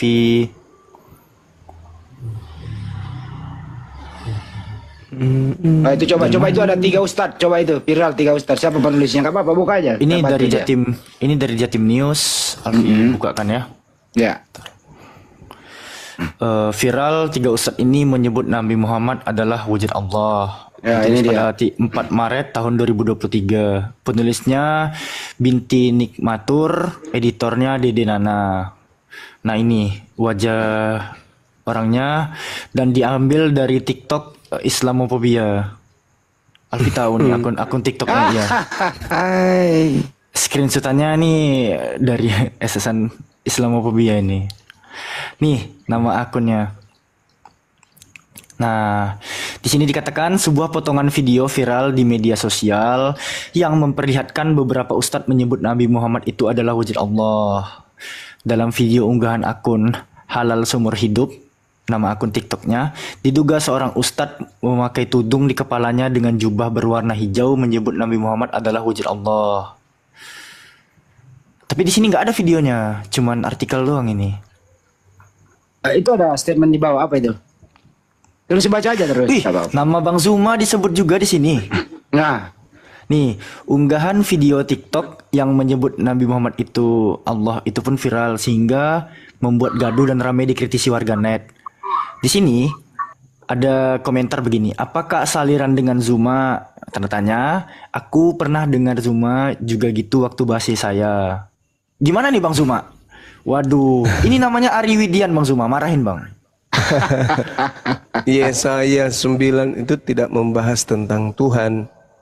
Yesaya 9 itu membahas tentang manusia yang memiliki gelar, yaitu Hezkia, bukan Tuhan.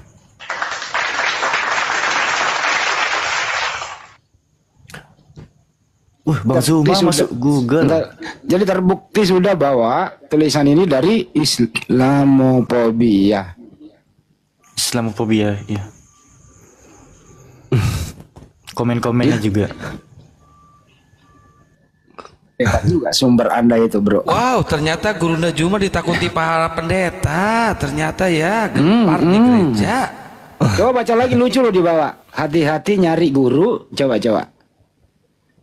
Hati-hati nyari guru, bisa-bisa tambah bingung. Kata si Ferry in ... Terus yang di bawahnya, ngajinya dulu di mana ini? Kata BAMB ... Disamarkan username-nya. Bio iso tersesat berjemaah lur, nauzubillahi min zalik, kata Kak Naura.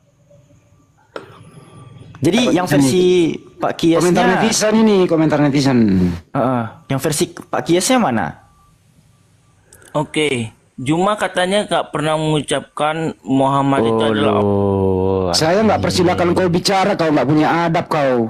Hah? Dasar pemakan babi lu. Muhammad dengan Allah tidak pernah berpisah, cerai dia. Ini apa sih yang diputar Pak? Jangan soundnya Pak, tunjukkan. Itu dia visualnya. mau membuktikan, Bang Handi, dia mau membuktikan perkataan Ustadz Moko Ginta. Coba, nggak apa-apa, putar aja kalau emang dia benar.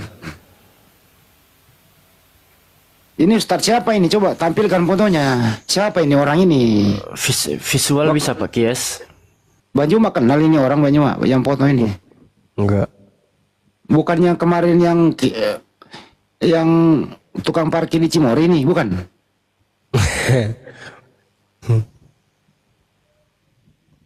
Ini enggak, ini yang murtadin itu, ini yang murtadin yang baru dilantik jadi pendeta. Kabur dia. Dari tadi. Ini yang ditampilin di foto ini seorang murtadin. Lihat aja di YouTube ada ini murtadin yang pidato di gereja. Ini murtadin ini, bukan ustadz ini. Katanya juara MTQ nih. Iya, aku pernah nyimak MTQ dia. Juara MTQ katanya. Penipu. Tapi sebenarnya gini ya, Alfi ada informasi nih. Mohon maaf sebelumnya. Bang Zuma pun harus tahu nih Bang. Ada salah satu akun namanya Bang Zuma 01. Ini akun abang kah Bang yang pernah upload bahwa donasi untuk membuka ponpes API? Pernah upload Bang? Membuka donasi?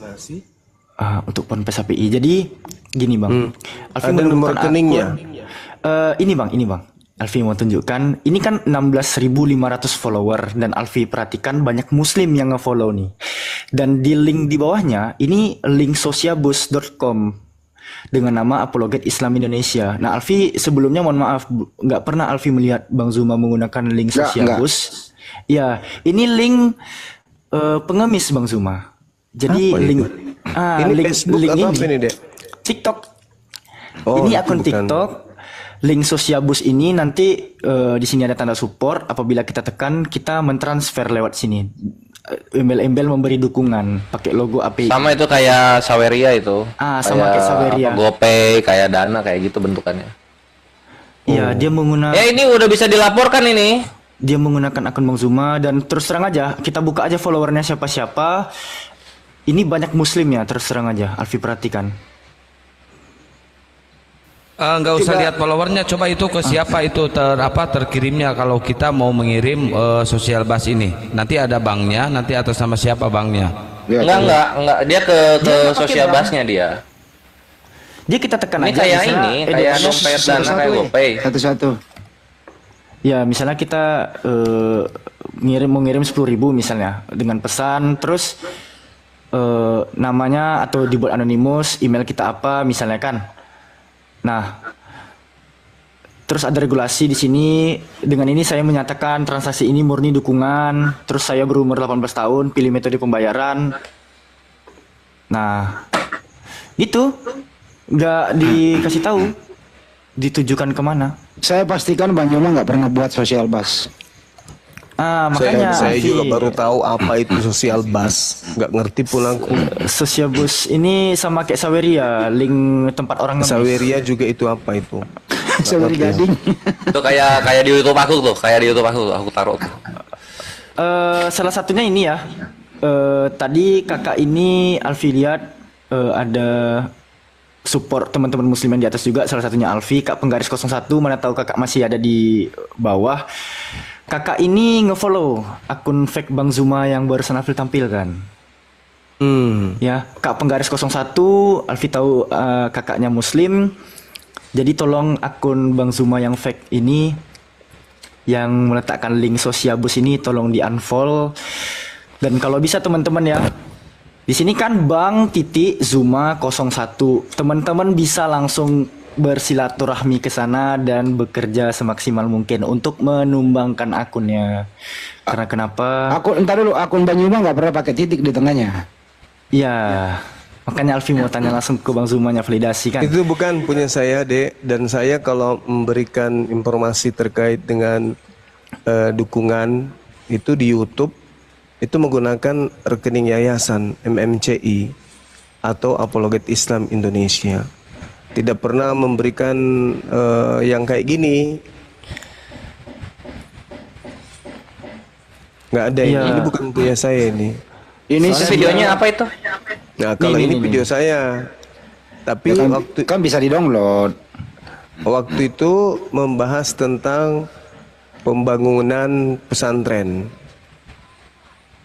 Gitu, tapi bukan di sini, bukan maksudnya melalui hal tersebut. Itu pun melalui pesantren ini kita tidak terlalu publish karena hanya langsung ke menggunakan proposal ke oknum, bukan melalui seperti ini.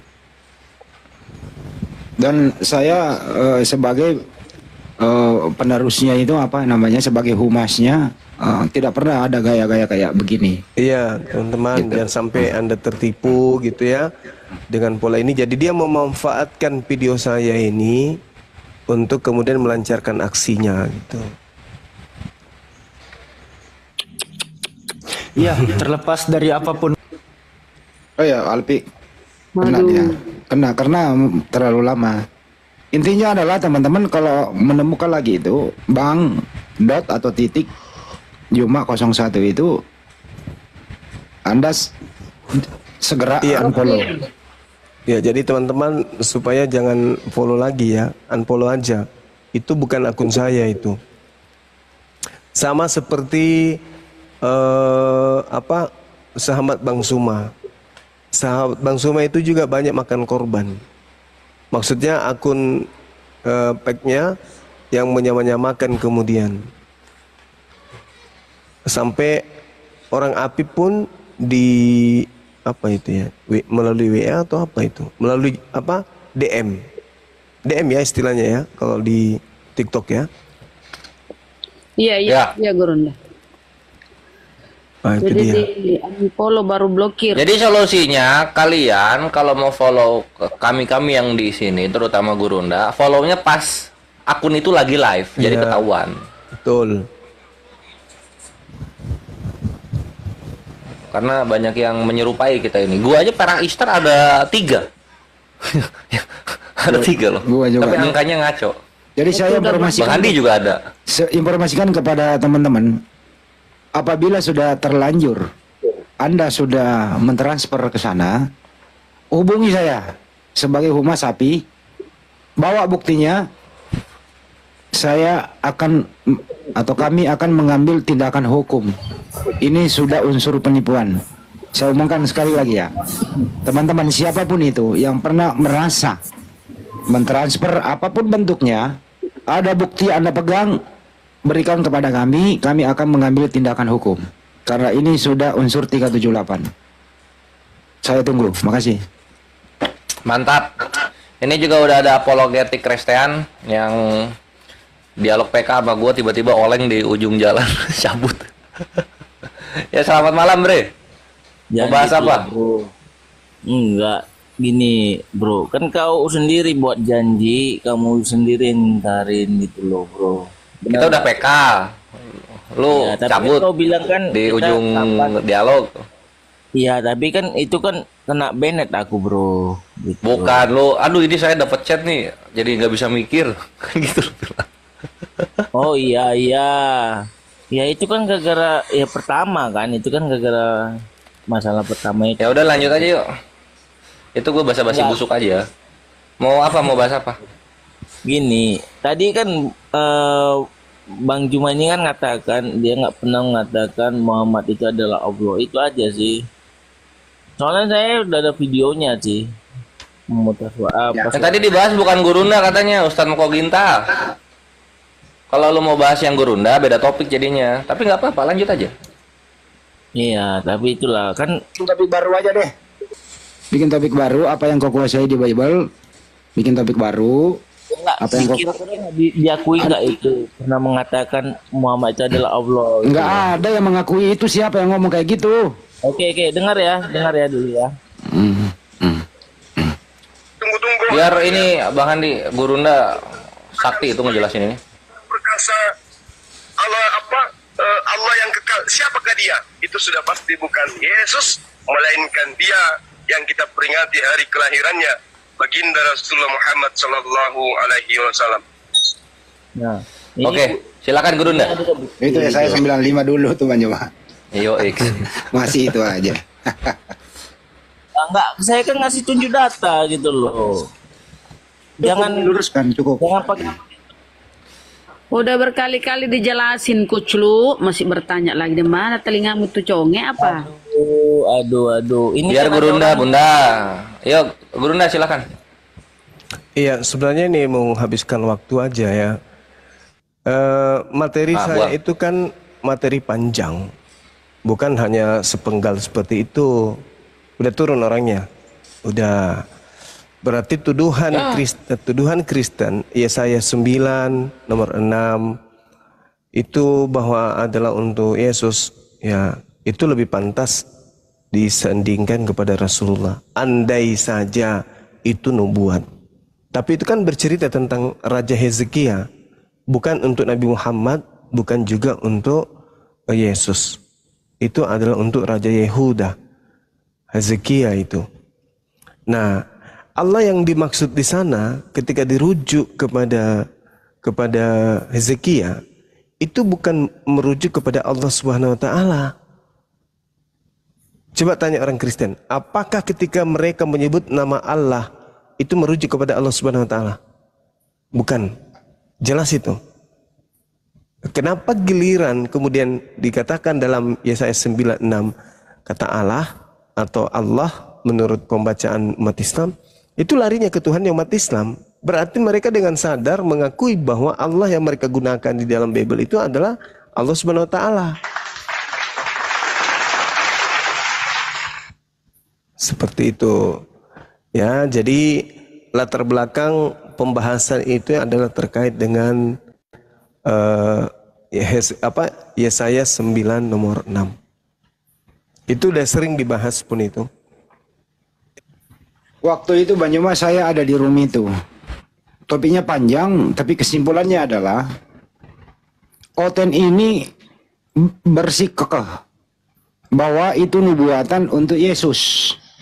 Udah dijelaskan oleh Bang Juma bahwa itu bukan untuk nubuatan siapa-siapa, karena di situ bahasa Ibrani kalau nggak salah Yulad itu telah lahir. Waktu itu telah lahir, bukan akan lahir, yaitu Raja Hizkia. Tapi Oten ini ngotot terus. Bang Juma, oke lah kalau begitu. Mari kita cek. Kalau ini dipaksakan untuk nubuatan, lebih cocok untuk Nabi Muhammad. Bukan berarti Nabi Muhammad itu adalah Allah Subhanahu wa Ta'ala, bukan. Mereka mempelintir, digoyang-digoyang, dibumbuhin, akhirnya menjadi viral. Kira-kira begitu. Betul? Apa betul Bang Juma? Seperti itu. Benar sekali. Yang Yesus aja di framing kok. Bang Handi pinter lah. Udah sering. Di situ kok waktu itu gimana sih saya pelakunya saya? Yesus aja di framing, apalagi saya. Berpuluh-puluh kali dijelaskan itu. Itulah yang membuat si muka segi 4 si Yuni itu kan. Yang bikin ini menjengkelkan.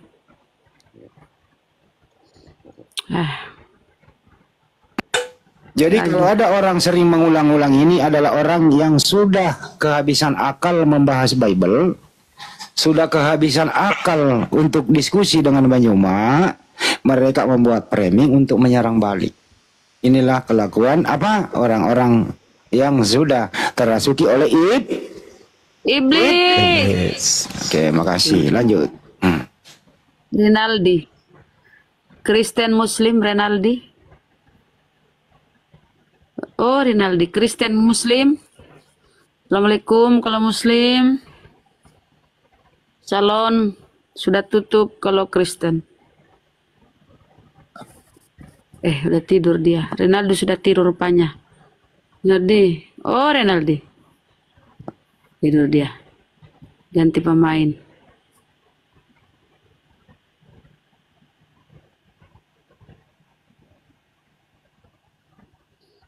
Itu ngandalan pertanyaannya Raja Hizkia.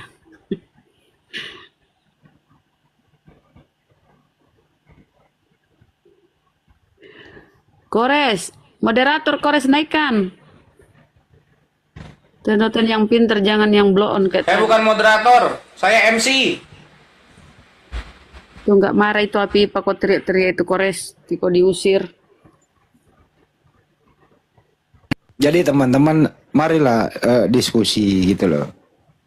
Kalau sudah tidak Anda bisa membaca original text Bible, tidak bisa membaca original text Al-Quran, yang ngaku saja bahwa saya ini hanya umat terjemahan ingin belajar. Atau kalau Anda sudah mengaku saya tidak bisa lagi menjelaskan Bible, saya mau belajar, mari kita belajar bersama, ayo, begitu. Karena siapapun yang naik di sini, musuh terbesar mereka adalah, ada yang tahu musuh terbesar mereka adalah? Ada yang tahu? Bibalnya. Nah, pintar Bunda Rahma. Jadi sebenarnya ini Bang Juma hanya sebagai penengah. Ya, Bang Juma hanya sebagai penengah. Kita orang ini sebagai penengah mendamaikan dia dengan Bible-nya itu sendiri. Artinya apa? Bang Juma menghimbau, pakailah akalmu membaca Bible. Jangan kesampingkan akal, hanya iman nih buta, iman saja yang nggak bisa berubah. Bang Juma hanya menghimbau, kita hanya menghimbau, pakai akalmu, buka matamu lebar-lebar, cangkam baik-baik, baca Bible. Oke. Kita sapa Pace. Pace. Kau sudah pakai akalmu Pace, kata Bang Handi, pakai akalmu Pace. Pace? Pace? Oh, Pace. Oh, Mama Pace, Pace kau tidurkah? Siapa di atas? Mirakto. Tapi alhamdulillah selama ini berkat adanya Bang Juma, ada kita semua di sini, mereka sudah banyak yang berakal meninggalkan yang sudah dia baca itu. Makanya dengan adanya kita di sini, mereka sekarang lari dalam kondisi panik. Panik, wah ini bahaya ini kalau dibiarkan Bang Juma. Bisa-bisa perpuluhan habis, tiap malam ada yang syahadat, Nah, ini berbahaya ini. Kalau Banyuma selalu memfungsikan akal orang, tidak ada lagi yang bisa dibotol-botolin sebagai korban. Bahaya ini. Korban semakin pinter, korban semakin berakal, kembali ke fitrahnya sebagai manusia. Nah, ini bahaya. Caranya adalah fitnah Banyuma, hajar Banyuma dengan berbagai cara. Tidak bisa mengalahkan argumentasi, ya tombak akunnya. Habisin akunnya. Setiap akun baru habisin. Itu cara mereka sekarang. Panik, panik, dan panik. Silakan Bunda disambut yang lain. Oke, Pace. Terus dengar tadi kan narasi saudara saya, Bang Handi, bahwa ya akalmu jangan taruh di bawah kalau naik diskusi. Pace, siap diskusi Pace? Pace, tadi dia sudah buka mute. Pace, ya silakan. Pace kok kabur juga ternyata. Mirasto apa Mirakto? Mirasto, kau suka minum miras kah? Mirasto, Kristen, Muslim, Mirasto. Ini gara-gara Banyuma sih menyehatkan akal sehat. Banyuma jangan terlalu memaksa orang berakal Banyuma. Kalau semua orang udah berakal, nggak ada lagi yang bisa dibego-begoin gitu loh maksudnya. Gitu ya Bang Andi. Iyalah. Masuk akal juga. Iya dong, saya kan pengamat. Biar supaya tidak ada orang-orang ini pakai balis-balis. Apa ini merah? Tidak ada pakai balis-balis. Apa ini merah? Aduh. Ngomong turunin, yang tidak ngomong-ngomong turunin aja, pasti nge-report dia di atas. Turunin. Berwax. Namamu apa sih? Berwax, Kristen Muslim. La ilaha illallah Muhammadur Rasulullah. Udah pada tidur ya, lama menunggu.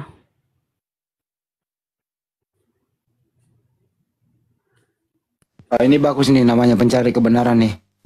Selamat malam bro. Assalamualaikum warahmatullahi wabarakatuh. Waalaikumsalam warahmatullahi wabarakatuh. Ada yang tidak ingin disampaikan?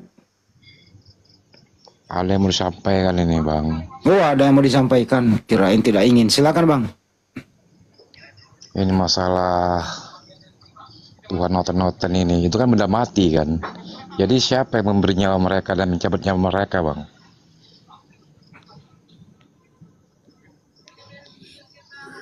Maksudnya apa sih? Hah? Apa? Itu yang kan, memberi nyawa manusia. Noten-noten kan benda mati, patung. Tidak ada kan oten bang. Nggak boleh gitu bang. Kita ini manusia, ciptaan Tuhan yang paling sempurna, berbeda dengan hewan. Yang memberi kita semua ini ya Sang Pencipta. Ada yang bersyukur, ada yang tidak, ada yang menolak, ada yang menerima. Begitu aja bang. Ya kalau bersyukur menerima Muslim, ya kalau menolak ya kafir bang. Yang jelas kita ini ciptaan Tuhan. Semua yang ada kita harus syukuri itu bang ya. Oke, makasih bang. Lanjut. Herman, selamat malam. Bang Herman, selamat malam. Assalamualaikum. Kalau Muslim. Waalaikumsalam. Oh Muslim, silakan apa yang disampaikan bang. 1 menit. Oh enggak ada ya. Andi Firly. Oh Andi Firly. Assalamualaikum. Andi Firly. Assalamualaikum. Ya, waalaikumsalam. Apa yang disampaikan? Nggak ada. Oh mama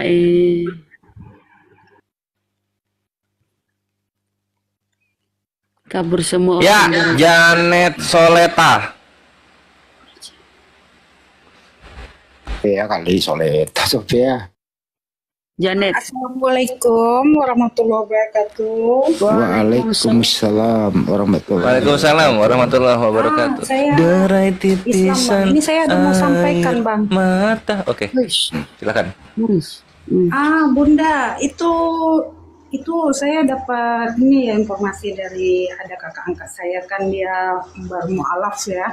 Jadi dia ada lihat di TikTok sekarang ini sering live lah dari kemarin itu ada menggunakan foto Bang Zuma. Tapi namanya Bang Zuma AS. Jadi mereka di situ tuh semuanya menghujat Rasulullah. Jadi bertanya kepada saya gitu kan. Saya bilang itu KW, saya bilang gitu. Betul. Betul lah itu. Iya, itu gimana itu Bunda itu? Banyak mereka itu memakai akun-akun Gurunda, kemudian mereka pakai menghujat sahabat Bang Zuma, banyak.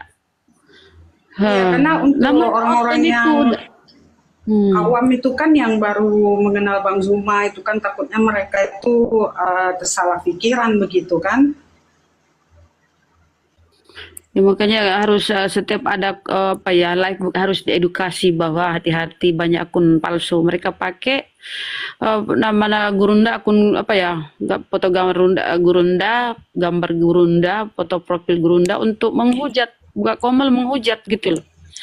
Jadi lebih hati-hati kita nyimak, jangan langsung follow kalau ada yang gitu ya, selidiki dulu. Ya kalau mau follow lagi live begini silahkan di follow. Gitu Bun, Iya, kasih tahu itulah itu. saya ada kasih tahu ke kakak saya. Itu aja Bunda yang mau saya sampaikan ya. Oke Bunda, terima kasih ya. Sama-sama Bun, Assalamualaikum. terima kasih banyak. Waalaikumsalam warahmatullahi wabarakatuh. Waalaikumsalam warahmatullahi wabarakatuh. Ada Dosma, silakan Dosma. Horma. Atau Hormas. Selamat Oh iya Horma. Kristen toh? Horma. Ini Horma belakangnya si jabat nggak? Bener dia Kristen nih. Ini yang ditunggu-tunggu. Oh, mantap. Silakan, Horma. Halo Bang Zuma. Halo juga. Lanjut. Jadi gini ya. Iya paman. Untuk lanjut. Untuk teman-teman Kristen sebelumnya di bawah saya minta maaf. Jadi gini Bunda, saya mau belajar sedikit tentang Islam. Oh ya lanjut. Untuk teman-teman Kristen di bawah, mohon maaf sebelumnya bahwa saya ini udah mulai goyah dengan keimanan saya di Kristen gitu. Maksudnya saya agak mulai percaya dengan Islam gitu.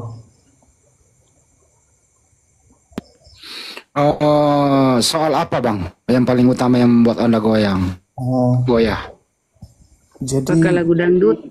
Jadi saya ceritakannya bukannya Saya agak suaranya digadein dikit Bang biar jelas Bang. Oke, jadi gini ya, bukannya saya mau curhat ataupun apa, jadi saya mau cerita dikit kan. Jadi saya kan gimana ya, dalam bahasa anak mudanya itu kan punya pacar.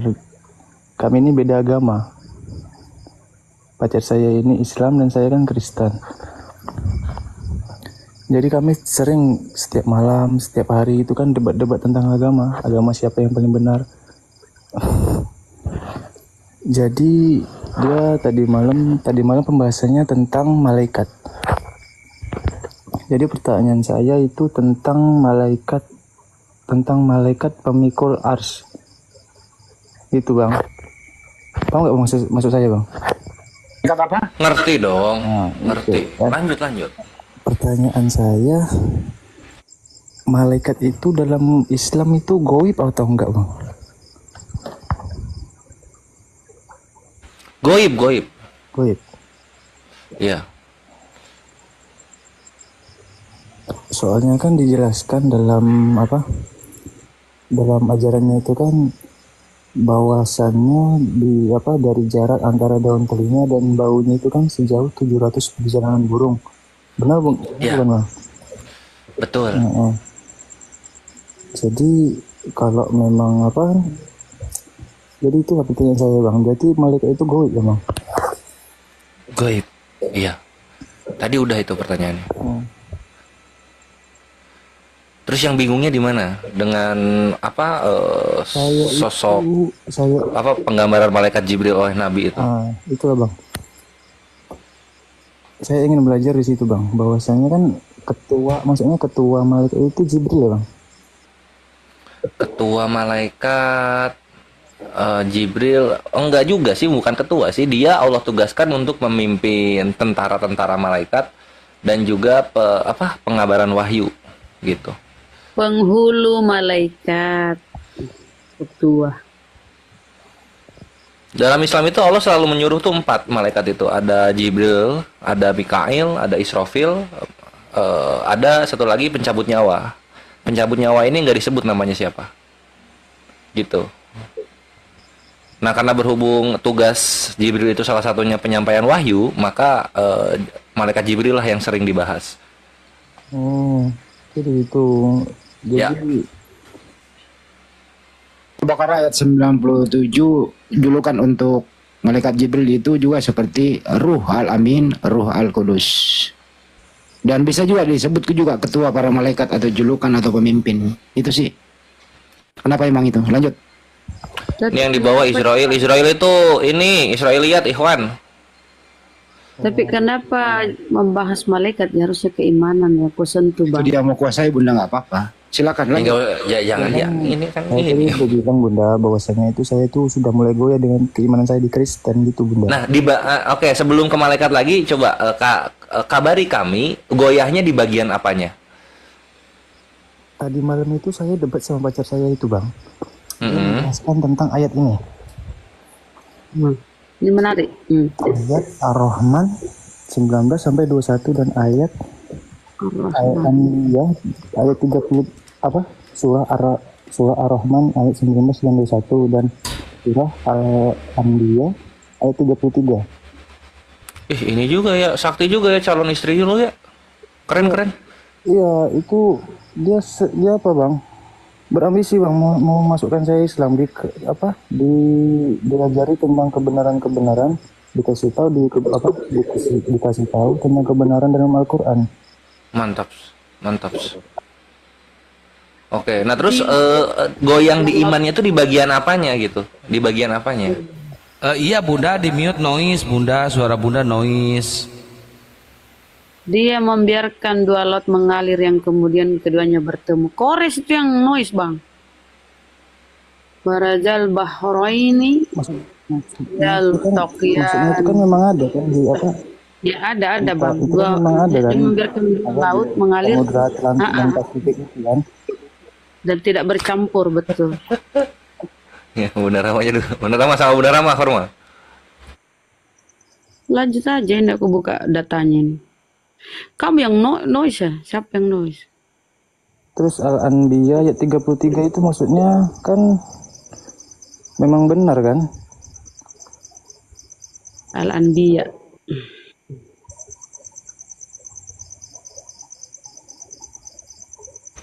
Iya betul. Jadi Allah lah yang menciptakan malam dan siang, matahari dan bulan masing-masing beredar pada garis edarnya. Jadi baru-baru diketahui di dunia sains sekarang, matahari itu juga berevolusi selain berotasi. Sebagaimana bulan berevolusi kepada bumi, maka matahari juga berevolusi. Revolusinya matahari ini adalah kepada inti galaksi, yang dimana galaksi kita itu Bima Sakti. Jadi berputarnya di situ kalau matahari. Gitu, my bre. Oh, jadi gitu Bang. Itu noise perbaiki dulu headsetmu, Kores. Noise Bang. Oh iya. Kayak hujan. Bagus. Oh, jadi gitulah Bang ceritanya Bang. Semoga cepat dapat hidayah Bang ya. Amin. Lagi belajar dulu Bunda. Mau sama calon istrinya mau nikah kapan? Udah rencana nikah belum? Lagi perdebatan agama, tapi tentang kebenarannya itu semua yang disebutkan tuh ada di dalam Al-Quran. Itu yang menggoyahkan agama saya Bang. Makanya saya memperkuat mencari kebenaran itu Bang. Maksud saya gitu. Alhamdulillah. Jadi mau kita jelaskan bagaimana sang calon istri ini mengarahkan bahwa Al-Quran itu kebenaran melalui tanda-tanda yang ada di kitab orang-orang terdahulu atau di kitabnya orang Kristen. Mau nggak dijelasin lewat situ? Boleh sih Bang. Inilah 2 ayat ini Bang yang menguatkan saya. Ar-Rahman ayat 19 dan 21, Al-Anbiya ayat 33. Dan ada satu lagi Bang. Itu ayatnya apa ya Bang? Boleh. Yang tentang manusia hanyalah tercipta dari air mani itu bang. Ayat apa bang? Kayak pernah dengar gitu bang. Oh, holakoh itu ya. Itu favoritnya Ustadz Sugi itu. Nah, itu salah satu kebenaran juga kan bang? Betul. Nah, kita, kalau misalnya ini kan udah mantep nih, udah membenarkan apa yang Allah firmankan dalam Al-Quran gitu. Nah, masih ada yang menghalangi kan untuk bersyahadat, memantapkan iman di dalam Islam. Nah, gue pengen tahu, apalagi yang masih bimbang gitu. Bagian mananya? Supaya gue bisa bridging ke Gurunda gitu loh. Kalau kami kan bang, dalam hal seperti itu bang, sakral bang, maksudnya dalam keluarga gitu bang, harus pertimbangan itu harus kuat.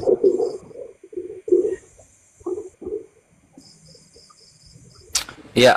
Oke lah, kalau misalnya belum tahu apa yang masih dibimbangkan, apa yang masih ditakuti, ini kita ngobrol aja santai supaya lanjut ya. Tadi kan yang surah Al-Anbiya udah gue jelasin tuh mengenai revolusinya matahari terhadap galaksi Bima Sakti. Nah, untuk yang ini calon istrinya udah ngasih bukti belum? Yang surah Ar-Rahman ayat 19 sampai 21. Tentang air laut itu. Iya, udah ngasih bukti belum? Udah, dia kan malam itu dibuka datanya di Sains kan, ditunjukkannya di YouTube itu Samudra Atlantik dan Samudra Pasifik itu memang di eksperimen itu disatukan di dalam wadah itu kan memang nggak bisa menyatu. Jadi situ makin menguatkan saya bang dalam ajaran Islam ini. Kalau yang di YouTube-nya dikasih lihat nggak lautnya memang benar-benar terpisah? Ya memang warnanya pun beda. Yes. Ya kalau gitu ya udah mantep lah. Jadi siapa lagi yang bisa menyatakan kebenaran seperti ini 1400 tahun yang lalu jika bukan Tuhan yang Maha benar dan Maha suci, Allah Subhanahu wa taala, kayak begitu.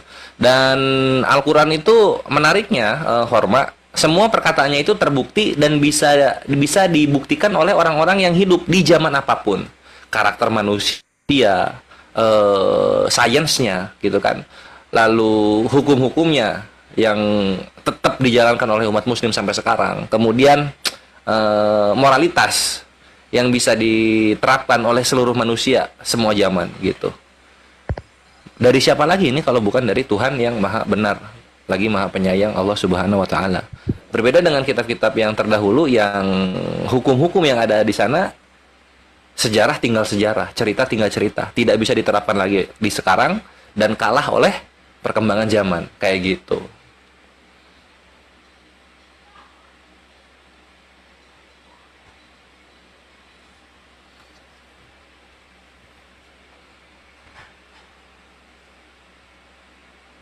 Normal? Ada yang mau ditanyain selain ayat ini?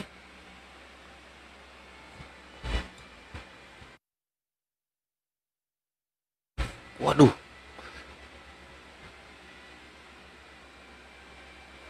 Dia terguncang sampai terlempar ke bawah ya. Terlempar dalam fakta. Nah, sambil menunggu Horma naik atau kawan-kawan Kristen yang lainnya, silahkan bintang baru kita, penyair modern, Kaisar Nero. Assalamualaikum warahmatullahi wabarakatuh. Waalaikumsalam warahmatullahi wabarakatuh. Warahmatullahi wabarakatuh. Marah. Oke teman-teman, kencangkan ya. Bismillahirrahmanirrahim. Islam agamaku, tauhid bertahta teguh. Allah Tuhanku, Muhammad Nabi Rasulku, Al-Quran kitab suciku. Saya Kaisar Nero Juntak bertuhta. Yuk kencangkan tap layar agar akun kita kuat dan anti report. Dan jangan lupa follow akun host narasumber di atas dan share. Juga saya sendiri ya, jangan lupa di follow. Sekali lagi saya ingatkan untuk narasumber Tritung, Kristen, Katolik, Protestan, Oneness yang menuhankan sampah daur ulang, penyembah kayu illegal lodging. Jika merasa akademis dan akademis, kau boleh naik dengan penuh optimis. Tapi jika comor kaum dan menangis, mending kau turun dan makan lanceng tumis. Yang naik diskusi jangan tantrum, kesurupan serangan jantung atau gangguan kejiwaan. Diskusi bantah dengan dasar menggunakan dalil dan data. Paparkan dengan baik narasi, literasi, kolerasi, komparasi. Jangan menggunakan asumsi potongan terasi, kontrasepsi, cek cokologi, apalagi geoblokologi.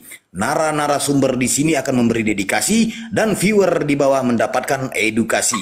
Diskusi tanpa pakai urat, tanpa hujat-menghujat, tanpa ajaran sesat. Seperti kata Bang Zuma malam ini, jangan vitamin yang penuh gizi. Naik ke atas jangan cuma bawa gigi, bawalah akal dan otak dengan isi. Kalau otaknya cuma berisi 2 biji, kau turun minum kopi campur tepung kanji. Inspiratif, tidak mengenal kontradiktif, dan pastinya bukan provokatif. Selain pencuri, pendusta, dan plagiat, kalian juga disebut bani babi yang sesat. Oleh sebab itu, dengarkan Bang Zuma bernubuat, turun, colok, dan jilat pendeta kau punya pantat. Diskusi di atas jangan terlalu bego, seperti ayam sakit lagi berkokok. Nangis, macet, bubuk, dan mogok-mogok, terkena tampol masih mau kau datang besok. Selamat datang di kebenaran bagi yang menerima. Dan selamat bingung buat kalian yang masih koar-koar, seperti ODGJ mencari ketiak ular. Sekian, terima gaji, stay tune.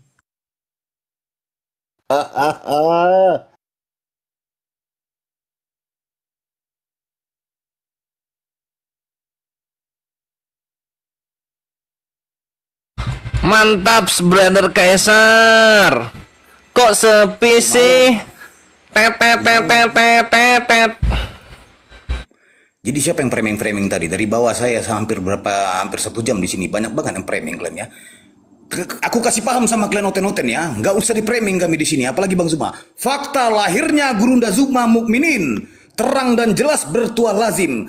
Cerdas dan jenius bertubuh salim, lisannya tajam setajam kapak Ibrahim, perkasa tangguh sejak di dalam rahim, tersohor di langit bumi sampai maritim. 1000 kafir menyerang Gurunda Zuma dengan tahrim, dia tak gentar, sosok perkasa pria muslim. Kalau cuma mau nawari akal bulus dengan isi otak kau yang tetanus, semua dogma doktrin yang kau cetus, ajaran sesatnya Paulus, kami cukup tertawa dan ora urus. Nabi Rasul kami satria perkasa dan dermawan, berjuang di dalam Islam melepaskan perbudakan, hancurkan berhala, membumi hanguskan, mewujudkan samawi, mensyiarkan satu Tuhan.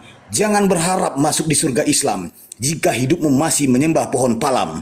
Bertobat dan syahadatlah dengan kalam agar hidupmu tidak kekal di neraka jahanam. Allah adalah Tuhan kami, ikrar bersaksi dengan tuntunan Al-Quran kitab suci. Jika kalian hanya berharap dan bermimpi untuk menghirup aroma surga pun kau tak diberi. Kalau naik ya, jangan tantrum ngomong tidak beres. Dengan nyerocos framing dan asumsi stres. Kupastikan kau ditampol Om Handi Celebes, dibubuk dan digiling Pangeran Kores. Auto isi otak kau berserak menetes dan merembes. Jangan tawarkan ajaran sesatmu pada kami. Kalau Tuhannya mati di kayu terpatri. Jika cuma omongan Paulus yang kau tawari, lebih baik kami baca majalah Nova dan Kartini. Pada mulanya adalah makan ikan goreng masak di gongseng. Setelah dimakan kepala pun mulai oleng, seperti kutukan Bang Zuma. Fix kau teleng dan beleng-beleng. Stay tune. Ada burung dasar si Kaisar. Oke, ini ada tepis muslim apa Kristen tepis. Ini kita udah 2 kali dikibulin ya, si pendeta ini 2 kali nantang, 2 kali ngejanjiin, dan 2 kali tidak datang guys ya, tidak datang. Tadi ada di bawah, udah saya jambak, saya 3 kali jambak, nggak naik. Itu saya udah jambak ya, padahal dia nonton di bawah itu terus ya. Jadi bukan salah kita, cuma emang mungkin mereka kelakuannya seperti itu ya, ngejanjiin tapi ya namanya ular beludak ya. Nggak paham juga saya kenapa dia nggak berani, padahal dia yang nantang, dia yang ngejanjiin, dan dia yang ingkar ya.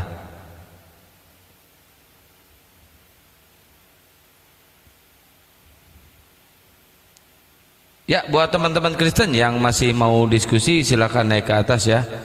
Bang siapa tadi yang goyah imannya tuh karena pengen nikah, tapi mudah-mudahan boleh naik 2 orang. Boleh naik 2, saya turun. Kalau kalian nggak sanggup 1 lawan Bang Handi ataupun lawan Bunda Rama atau Pangeran Kores, saya turun 2 lawan 1 di Jabani. Naik. Kalau ada yang mau naik 2, naikkan saja. Host, saya turun di bawah dengan teman-teman. Jangan 2, 1 aja ini. Belum ada.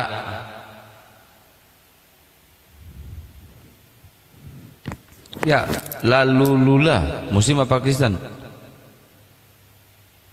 Lalu, ya ternyata lalu terlempar ya. Kita cari lagi.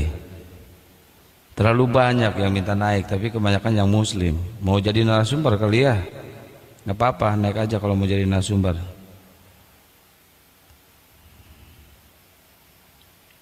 Oh ini ada di bawah Horma ya. Horma bentar ya. Ini Riyadi muslim apa Kristen?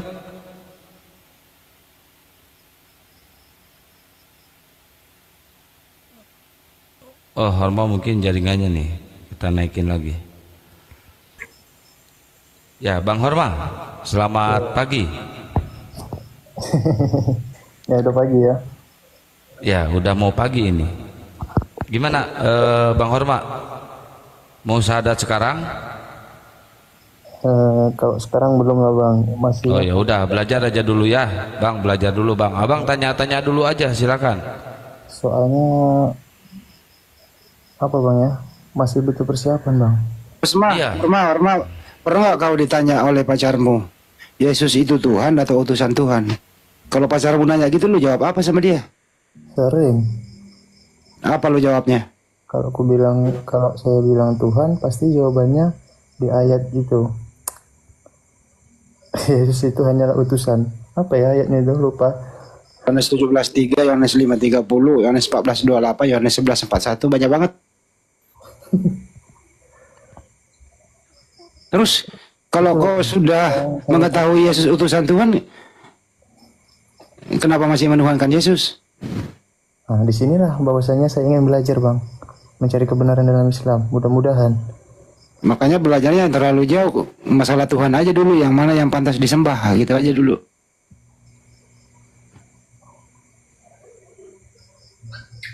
Kalau sudah mengenal Tuhan yang benar, baru mencari bagaimana menyembah Tuhan itu. Nah, bagaimana syariatnya menyembah itu, hukum-hukumnya, dan seterusnya. Baru sampai kepada fikih seperti malaikat, tugasnya apa, dan seterusnya. Itu bang, lanjut res. Iya. Ya tapi satu Bang Horma, kalau di sini ya terutama di APII, kalau misalkan ada orang yang mau syahadat itu harus benar-benar